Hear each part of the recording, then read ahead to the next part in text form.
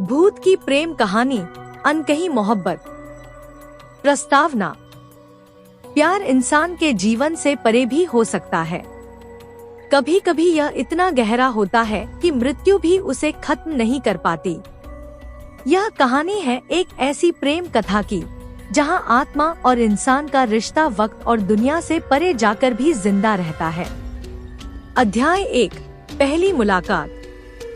शिमला की वादियों में बसा एक छोटा सा कस्बा था, देवगढ़। यह जगह बर्फ से ढकी पहाड़ियों, पुराने मंदिरों और घने जंगलों के लिए मशहूर थी। लेकिन इन सब के बीच एक पुरानी हवेली थी, राजगढ़ हवेली। लोग कहते थे कि वहाँ कोई नहीं रहता, फिर भी रात को खिड़कियों से रोशनी झलकती है। गांव वाले मानते थे कि वह जगह प्रेतात्माओं का डेरा है। आरव, जो दिल्ली का एक फोटोग्राफर था, देवगढ़ आया था प्रकृति की तस्वीरें लेने। उसकी आदत थी कि वह वहां भी जाता जहां लोग जाने से डरते। और एक दिन वह कैमरा लेकर राजगढ़ हवेली पहुंच गया। हवेली जर्जर थी, दीवारों पर बेलें चढ़ी हुई थी। जैसे ही आरव ने कैमरे से तस्वीर खींची, उसे लगा किसी ने धीरे से उसका नाम पुकारा, आरव। वह चौंका, पीछे मुड़ा, मगर कोई नहीं था।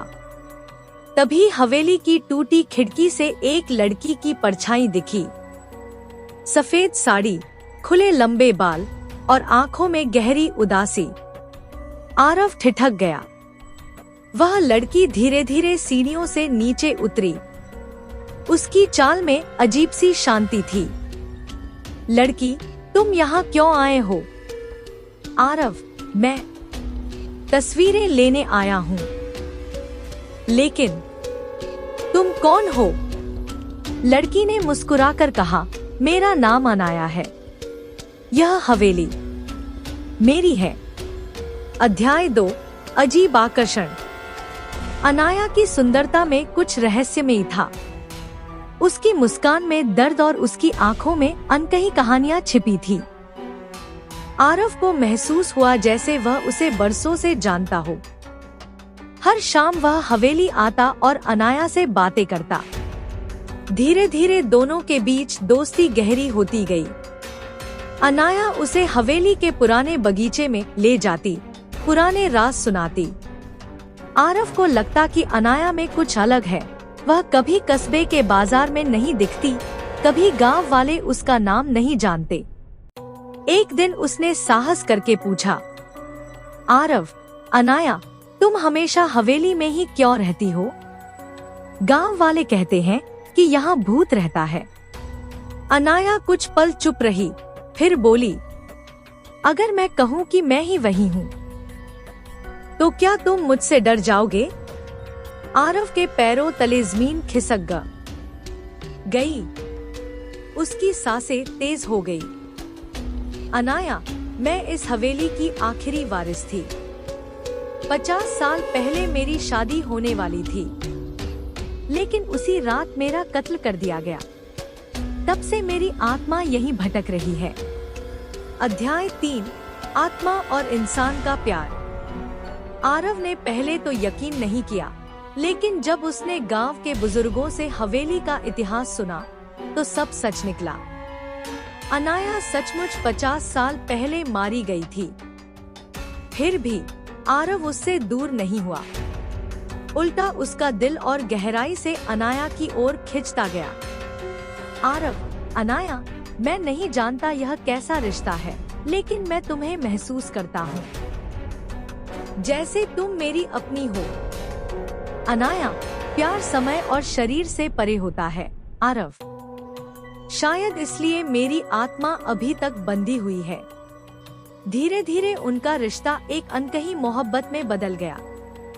वे हवेली की छत पर बैठकर तारों को देखते, जंगल में घूमते और एक दूसरे के दर्द बांटते।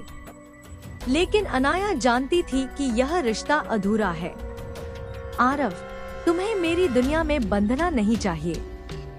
तुम्हारी जिंदगी है, सपने हैं, मैं तो बस एक छाया हूँ। आरव ने उसकी आंखों में देखते हुए कहा, प्यार छाया या शरीर से नहीं होता अनाया, आत्मा से होता है। और मेरी आत्मा अब तुम्हारी है। अध्याय 4, विदाई की आहट। जितना उनका प्यार गहराता गया, उतनी ही हवेली में अजीब घटनाएं बढ़ने लगी।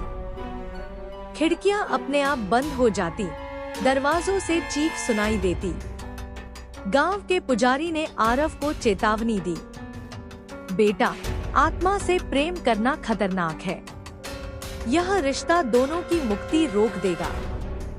अनाया को शांति चाहिए, न कि बंधन। आरव असमंजस में था। वह अनाया को खोना नहीं चाहता था, लेकिन वह भी चाहता था कि अनाया की आत्मा मुक्त हो।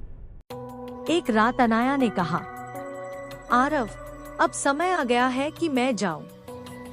तुम्हारा प्यार ही मेरी मुक्ति की कुंजी है। आरव रो पड़ा। उसने अनाया का हाथ पकड़ने की कोशिश की, लेकिन उसकी उंगलियों से धुंधसी फिसल गई। आरव, क्या तुम मुझे छोड़कर चली जाओगी? अनाया, मैं कहीं नहीं जाऊंगी। मैं तुम्हारे दिल में रहूंगी। यही मेरा सच्चा घर है। अध्याय 5, अनंत प्यार। उस रात हवेली में दिए जले। आरव ने मंत्रोच्चार के बीच अनाया की आत्मा को विदा किया।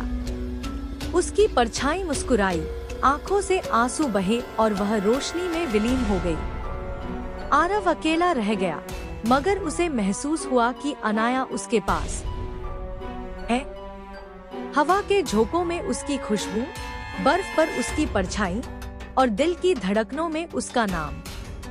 वह दिल्ली लौट आया, लेकिन हर साल शिमला जाकर राजगढ़ हवेली जरूर जाता। कैमरे में तस्वीरें खींचते हुए उसे हमेशा लगता अनाया अब भी उसके साथ खड़ी है, मुस्कुरा रही है। उपसंहार। यह कहानी एक अनोखे प्रेम की गवाही देती है। कभी कभी सच्चा प्यार जिंदगी और मौत की सीमाएं भी पार कर लेता है। आरव और अनाया की प्रेम कहानी यही कहती है कि प्यार शरीर से नहीं, आत्मा से होता है, और आत्मा कभी मरती नहीं।